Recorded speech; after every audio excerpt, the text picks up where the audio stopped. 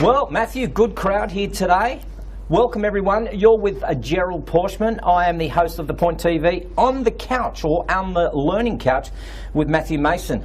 I am so pleased that you're here today. Matthew, when I go and have a guest on board here, I always like to do my research, and I have found out some wonderful things about you. Have you really? I'd be interested to hear. Well, one of the first things is what we all tend to do is that because of the, I guess with the topic that we're talking about today is getting your stuff online. And with the power of Google nowadays is that I love just jumping online and typing in Matthew Mason. Well, when I type in Matthew Mason, I find that you are at the Cambridge University as the head of neuroscience. That's pretty impressive. I also find out that you are here at UQ, the School of Engineering. That's pretty impressive. I noticed that you are also a New South Wales politician. That's impressive. Yep. You are in the Robotics Institute. You are also at the Carnegie Mellon University as a psychologist over there. So, lots. with all those things, but the one that gives me the most gratification is the one where I see you as this person. So, Matthew, which one is it? Well, which one is it? Probably none of those probably things, is it? No, none actually. I thought it was your photo, but anyway. Oh, nice. It's always nice to get back at the host because it never starts good like that. Now, you're actually the what would we call you, the chief architect or chief learning architect. Architect of Superb Learning. Yep. All right. For all the numbies out there who don't understand the title, what does that mean? Basically, I'm an instructional designer, and I work with organisations to develop effective and engaging learning resources and effectively look at how they can put them online and use digital technology to expand their offering of training. There's been so much talk, I think, over for the last maybe even 2 or 3 years about getting the stuff that we have that we're normally doing face-to-face, whether it's coaching, facilitation, speaking, training, getting all that online. Now, what we want to talk about is maybe the transition from a person going from the normal face-to-face training to getting all of their information on the learning platform or the online platform. Why should we get it online? Oh, there's a whole heap of benefits. I mean, from the individual, you can have a much greater geographical reach. So you can attract a greater audience of students, of learners. You know, if you want to be environmentally friendly, then you can also look at the the limitations that you have in terms of your carbon footprint. You know, everything is online, not printing out workbooks. You've also got the ability that people will have access to your training when they need it. So rather than just having to go, okay, I'm going to this 2-day workshop in April, they would go to the workshop in April, but then they would have access to the training in June, July, November, whenever they actually may need it.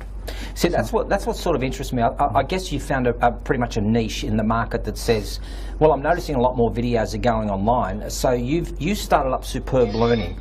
And if you have a think about what Superb Learning is, why did you start that organisation? What was the point there? So we started Superb Learning basically because what we'd seen out there in the market in terms of what was quality learning was not that good. The benchmark for quality learning was quite low. And so we put Superb Learning together with the idea that there was a number of key principles that we could put together in terms of making good e-learning. And we looked at how we can help people to develop that online training. Because I think that's what's important. I love the way that you said we're helping people to develop the online learning space. Because I guess if you have got no idea about what it is that you want to get online, are you the sort of person as the chief instructional designer, do you walk me through the process to get the things that I need online? Because I want to give you a scenario in a moment, but are you there to help me get my stuff online? Yeah, look, we can do a range of different things. We can, do all of the development and all the design ourselves for a client. Where we really want it to happen, though, is to actually get involved in what we call our co-design workshops. So we actually sit down with a client and we actually go through it and co-design and take them through the process of moving from the face-to-face to the online and making them consider all of the aspects in terms of how they can improve their training or learning offering. Really? Do I need to get all my stuff online now? No, you don't. You don't need to get it all online. Right. That's the thing. I mean, what we're talking about is how we can use technology and how we can expand the reach of our training. And in some cases, delivering face-to-face may still be the best way to do it. But there is a range of different ways that you can use digital technologies, videos, online resources, e-learning resources, PDFs, scenarios, to engage your learners in a much different level. So if you think about taking stuff that you may do in a face-to-face session, but having it happen before the training or after the training to either prepare the people or to give them some support to enhance that ability to transfer that learning into the workplace. Is this really a case of, let's go back, for some people won't know what I'm talking about here, but let's go back in the 80s, where we used to watch all those John Cleese videos on sales techniques. Is this a step above that, where I might be running a training program, let's just say it's a leadership program, and then there's a section in there that I might be talking about performance management. Then I used to go to the library, pull out the performance management video that John Cleese did. We had a bit of a laugh. That would run for about 5 to 7 minutes, and then we debrief that. Are you saying that where you come in, or what you would help us with, is that I'm the trainer, I go and have a break, we put on a video, not of John Cleese though, but we put on a video of my stuff. Is that what is happening there? Yeah, potentially. Potentially it could be your stuff, it could be another video that's sitting out, YouTube video, Vimeo, somewhere that is a quality place for video content. It doesn't have to be just that though. It could be content that you've given people, so you actually want to prepare people and you want to have them motivated before they enter the classroom, that you give them a video or an activity to do before they turn up on the day. So they've actually done some pre-knowledge, pre-work. It doesn't have to be video either. So if you're talking about performance management, it could be some scenarios. So here's a scenario on how do we deal with Gerald, who is not performing at work, and give people the opportunity to practice those scenarios. So taking from what typically would be a role-play scenario in a face-to-face session, we can now put it online with a interactive video or avatars, etc., in a scenario-based situation that people can access. You're with Matthew Mason, who's from Superb Learning, and you're on the Learning Couch. When we come back from the break, I'm going to be asking Matthew, how easy is it to get started if I wanted to get my stuff online? Be back right soon.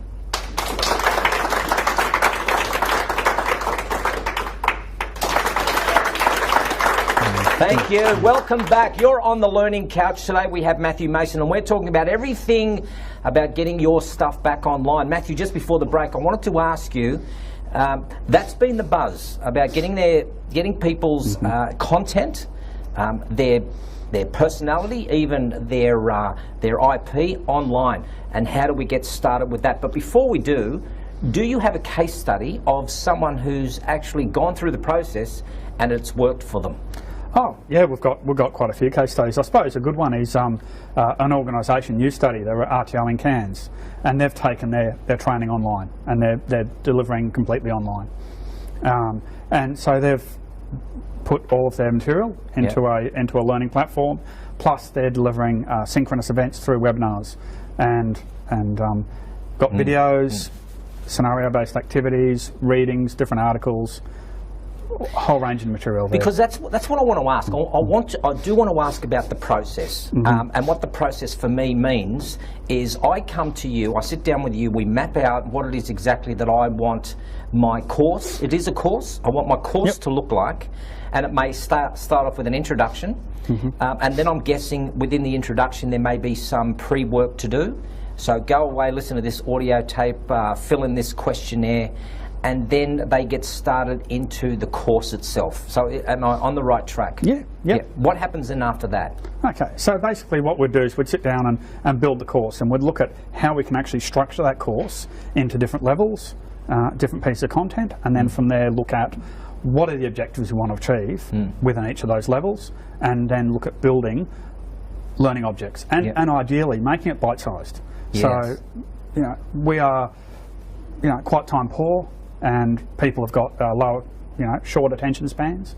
So having content that is bite-sized and much smaller and easier to consume is going to be much better in an online space. See, this is what confuses me. I just want to give an example. There may be people sitting out here or watching this who would be saying, I run a customer service program, or I run a leadership program, and just if I was to do a 2-day leadership program, I'm guessing, let's just go 16 hours of content that's there. Activity, there's book work, there's a lot of questionnaires that we may do, there's interaction, there's discussion.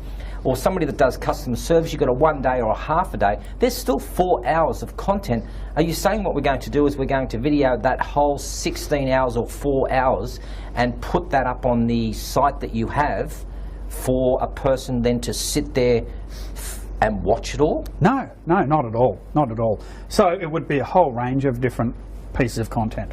So we could have some videos, and those videos could be interactive videos. So you could videotape a customer service scenario, and people can then actually, with the interactive video, options would pop up and they could choose that, and it becomes an effectively like a choose your own adventure type situation.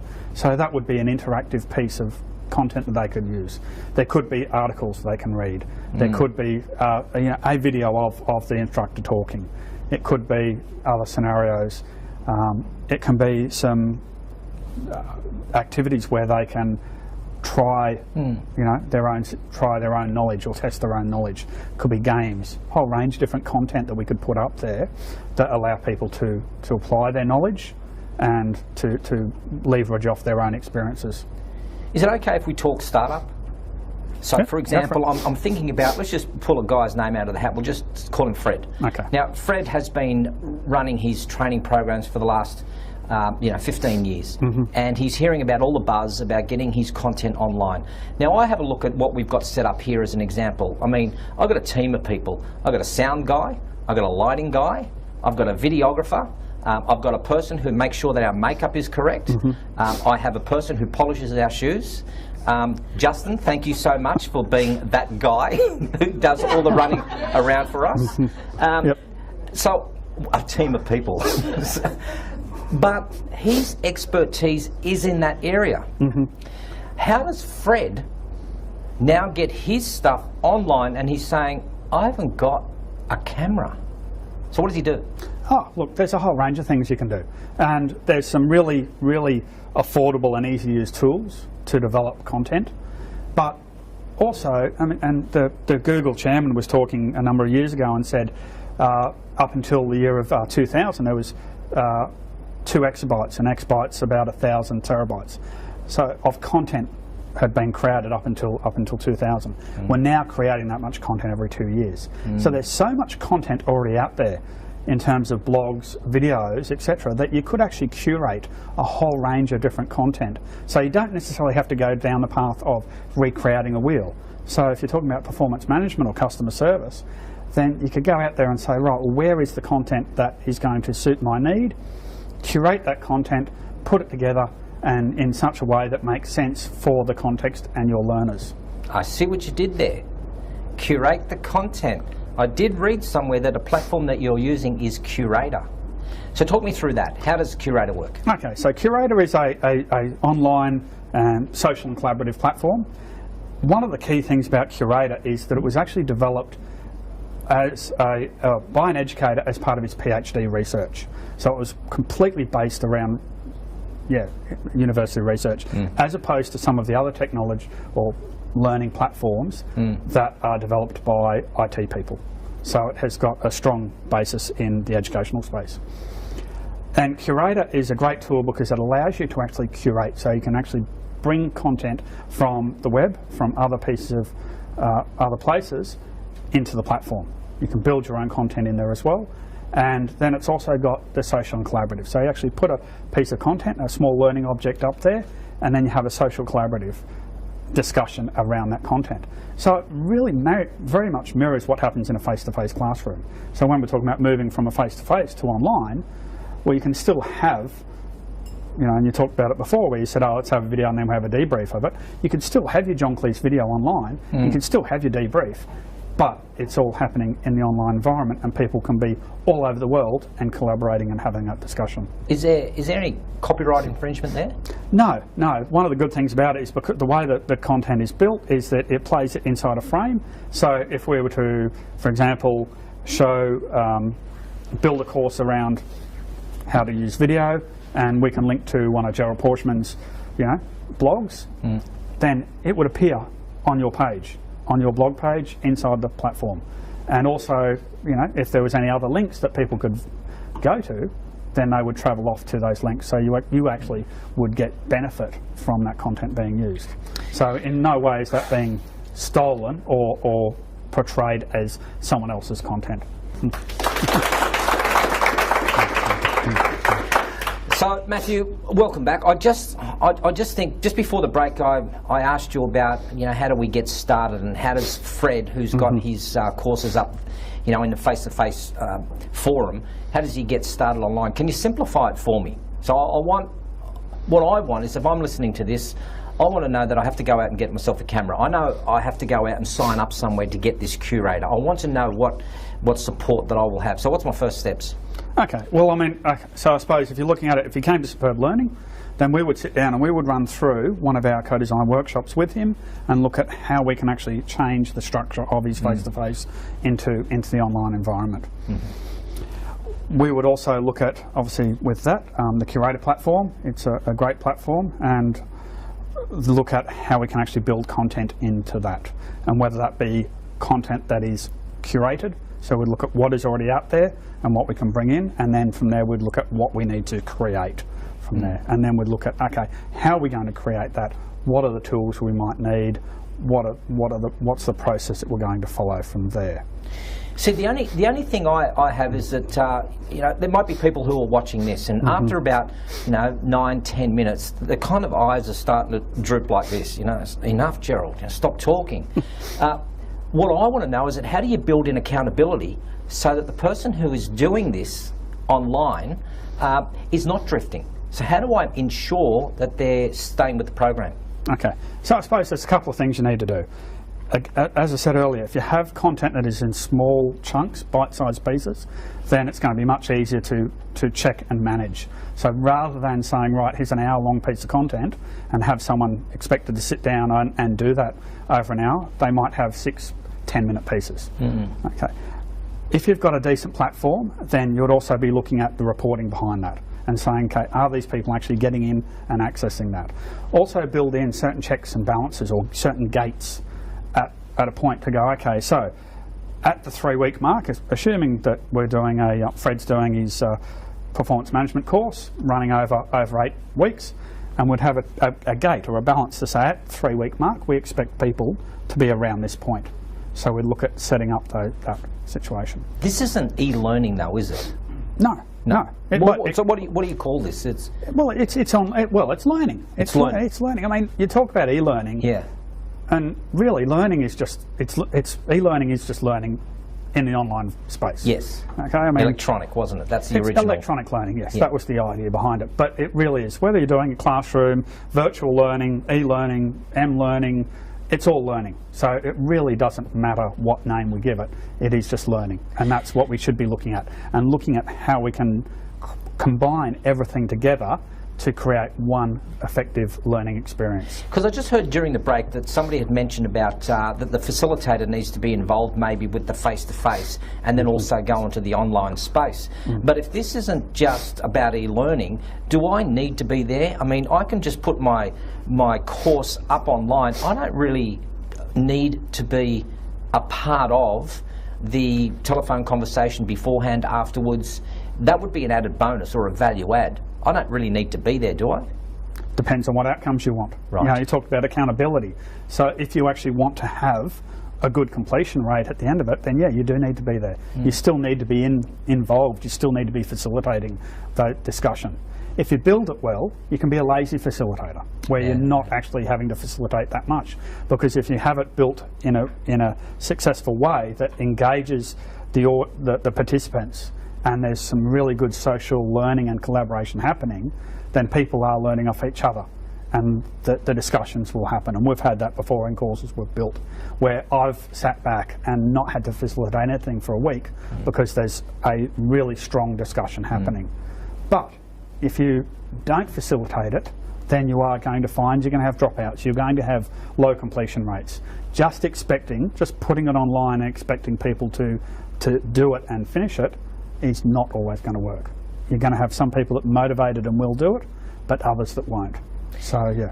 Yeah, I guess, you know, for me, when I'm learning something, or if I'm maybe facilitating something, I think repetition's a big key. You tell them what you want to tell them, you tell them what you've just told them, and you tell them again just for argument's sake. I think that's how the saying goes. But anyway, somebody will Google it and tell me what it was. But I'm guessing that repetition is a big part. How do you build that into the online space? Well, it's probably easier to build it in the online space than in face-to-face. So if you think about, okay, Fred, his 2-day project management course, he's got so much content that he's got to jam in for those 2 days. So if he has people in his group that aren't getting it, what choice does he have? Does he spend more time doing the repetition so they do get it and then miss out the other stuff, or rush it at the end? Or he just leaves them, they flounder, and they don't succeed. Whereas in the online space, you can actually build content. You can build games and activities that people can apply their skills, apply their knowledge, and they can repeat that over and over again. So you could build a whole heap of, you know, take it back to customer service, a whole heap of customer service scenarios, so people can actually go in and apply their knowledge in how they would deal with that, and they could repeat that over and over again. And it can happen at different times as well. So you're not just isolated to an individual learning event in a face-to-face situation, but it could happen over a 6-month period where they're actually applying those skills. Now, you mentioned that you use the platform called Curator, but I know that there are other platforms out there. I know I've got some courses up on Udemy. There is also lynda.com, there's there's Allison.com, so there's a lot of platforms. I think on last count, Kerry, how many did we count? There's about 16 different platforms that we could put our content up online. How's this any different?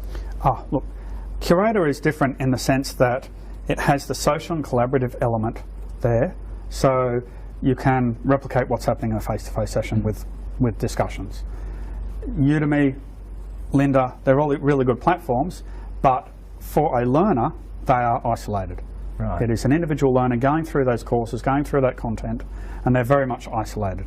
With the Curator platform, then you can build a course and structure it in any way that you want, and have that social collaboration happening. It also has gamification elements in it as well.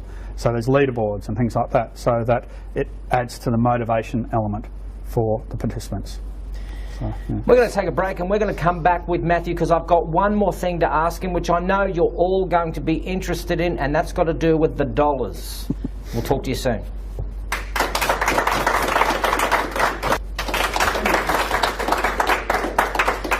Welcome back. You're with the On the Learning Couch, and we have Matthew Mason, and we've got some very important questions to ask you, Matthew. But look, I'm going to be just honest with you, okay? Because that's what I like to do. Matthew, sometimes when I watch videos, I get bored with them.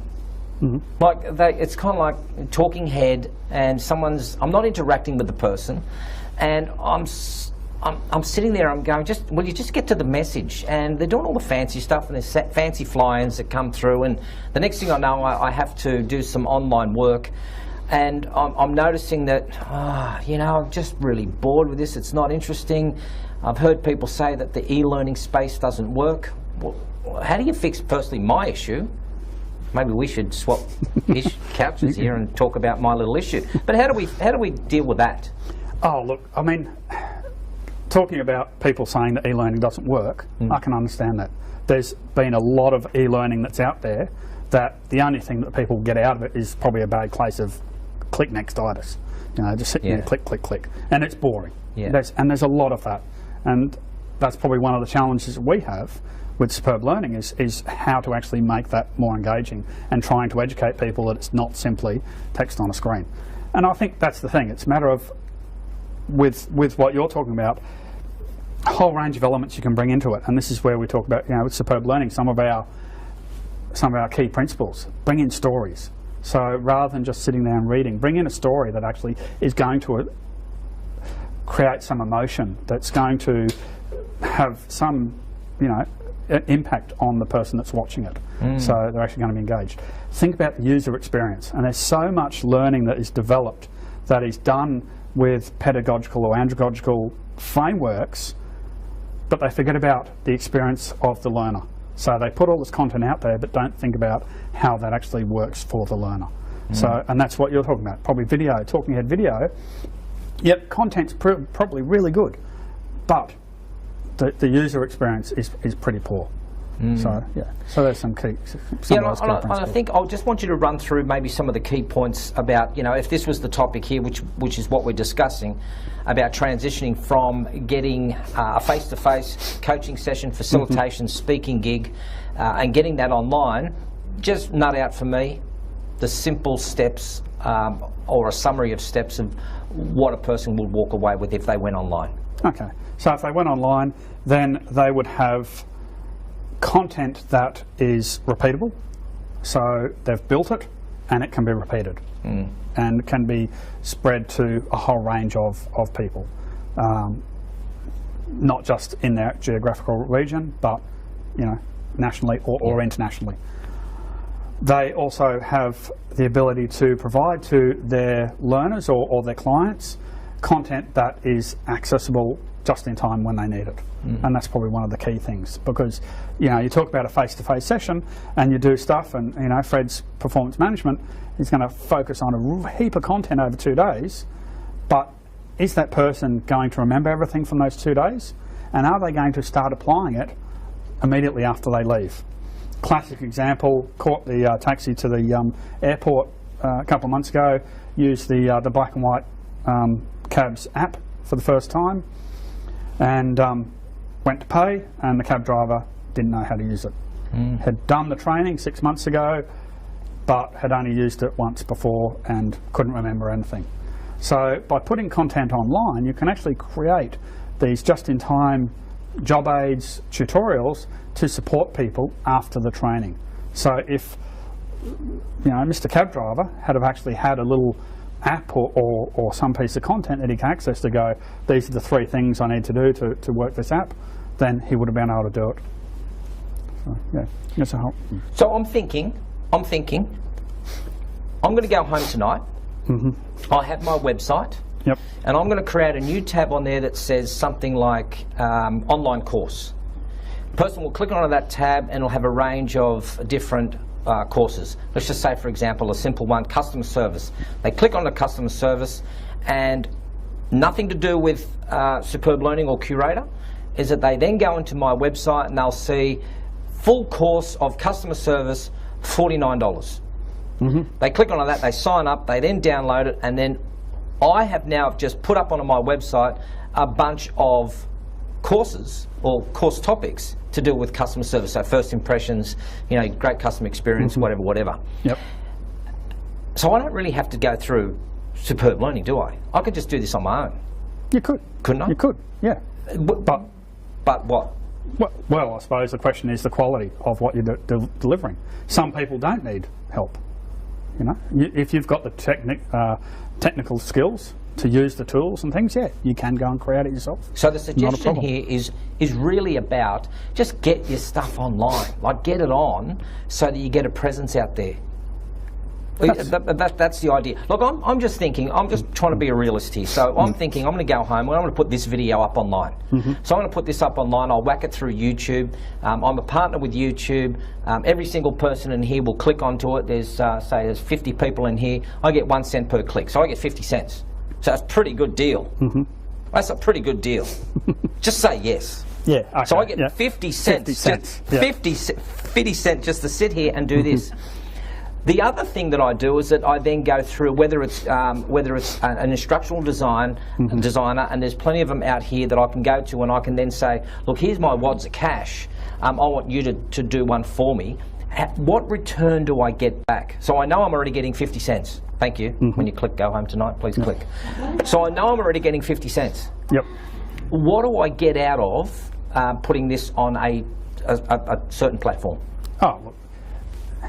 again, you can spread across the thing. So if we talk about Curator, I mean, ILP member, for example, we've just arranged a deal in the last week for ILP members to have access to the Curator platform for $2,000 for an annual fee, full hosting, all support, administrator training. So they can actually have that, and that's got the ability for payment gateway as well, so they can actually charge people to access their courses as well. So you've got that piece of content. The other thing about that as well is by using a platform like that is that it's not a single object. You can actually build a whole course, build multiple levels. You've also got the privacy of it as well, and again I bring in the social and collaboration, and that's one of the key things that's missing with a whole lot of e-learning. It's not just throw it out there and access people, but we want to bring people together, and we are social creatures. We learn socially, we interact socially. I mean, everyone here, you know, we're doing it in a social setting. So why develop content that allows us to learn individually? So let's build it in such a way that we do it socially. I just had a thought when you were speaking about the community and the collaboration. Is anyone here got a closed Facebook group? Anyone here got a closed Facebook? Did you do? So a closed Facebook group, and I know I don't have to tell you, is that you get an invitation to that group, and only people within that group can then respond collaboratively. I'm going to make a prediction here that I think Facebook might actually jump into this space. What if they were to say, we now have a platform where you can have your closed group put up a whole bunch of videos, and we can have a collaboration of people jumping backwards and forwards, answering whatever it is that we need to have. Do you think that's going to upset the apple cart for a lot of people who want to get into instructional design, where Facebook all of a sudden will put up something? Thanks, Mark. I'll have some of that kudos that you might want to say that I said that we're going to do. Right. So what do you think? Is that going to upset the apple cart? No, I don't think it's going to upset things. There's a whole range of platforms out there. There's a whole range of different ways you can get content out there. You know, and Facebook is potentially one. And there are people that are using Facebook as a social tool for learning with closed groups. Yeah. So yeah, it's probably not going to other things. There's just so much happening. Periscope, there's Blab, there's Google Plus, there's YouTube, there's so much. We're being flooded by all this information, and I think the key message that I got out of this is if we're not online, we better get online at some stage. We have to start moving our content, because it's a dying art. I think the face-to-face might be a bit of a dying, not completely, but it's a bit of a dying art. I don't know if it's a dying, but I think we need to see the ability for digital technologies to complement what's happening in the face-to-face space, and how we can actually improve the whole offering from not just focused just on face-to-face, but giving people content, as I said before, after, during training, and putting that online, and you get a much greater reach and much greater outcomes as well, and a better return for the client with those people, because you can actually create a greater transfer of learning by having that happening not just through that isolated event of a 2-day training course, but training that they can access over time.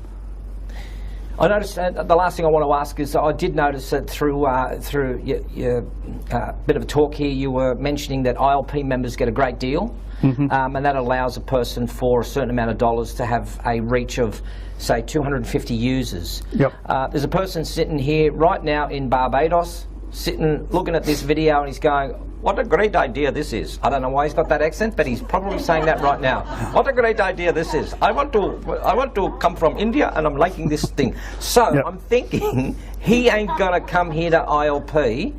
So what do you suggest? Well, I mean, if you, as I said, this is a great deal that we've done with the ILP members. So they're getting the platform up to 250 users for $2,000 annually. If someone was to come to us individually, then for the same amount of users, they're looking at $16,000 annually for a fee. So I think my suggestion would be join ILP, take advantage of all the other membership benefits that are there, and then look at taking up the offer of the platform as well. So for you sitting on the beach of Barbados, and you're flicking and swiping and you're watching this, and you would like a piece of the action here, I'm going to put all the links on the screen. Actually, they're right here. right here about joining ILP, because it is a wonderful organisation, because that's why we're here, is that we're doing an on-the-couch session. Okay, Imran, you are doing this for me tomorrow. That's a ridiculous accent. I have no idea what that was. A bit of South African, German, with a bit of Indian in there all together. Matthew, thank you so much. If you have some innovative idea, if you're in the Brisbane area and you would like to sit with me on the couch, I'll move him out the way, and sit with me on the couch and tell us all about your great idea when it comes to the learning environment, please click on the links below. They'll all be here, and we would love to see you on the couch. Now, if you also would like to be a part of the studio audience, we are located here in Hurston. Check us all out. We're all here. We've got a bunch of great people. Well, some are great people here, and we'd love to see you here. So thanks for joining us, and we will see you on the Learning Couch next time. Bye for now.